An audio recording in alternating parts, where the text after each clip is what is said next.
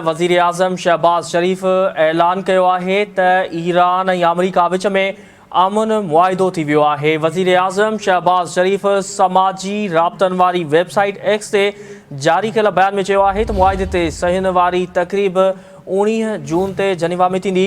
संदसि चवण हो त लबनान समेत समूरनि महाज़नि ते फ़ौजी कार्रवायूं मुस्तक़िल ख़त्म करण जो ऐलान कयो वियो। हीअ अहम ऐं वॾी ख़बर आहे जेका अव्हां सां शेयर करे रहिया आहियूं त वज़ीर आज़म शहबाज शरीफ़ ऐलान कयो आहे त ईरान ऐं अमरीका विच में अमन मुआहिदो थी वियो आहे। वज़ीर आज़म शहबाज शरीफ़ समाजी राब्तनि वारी वेबसाइट एक्स ते जारी कयल बयान में चयो त मुआहिदे ते सहीन वारी तक़रीब 19 जून ते जनीवा में थींदी।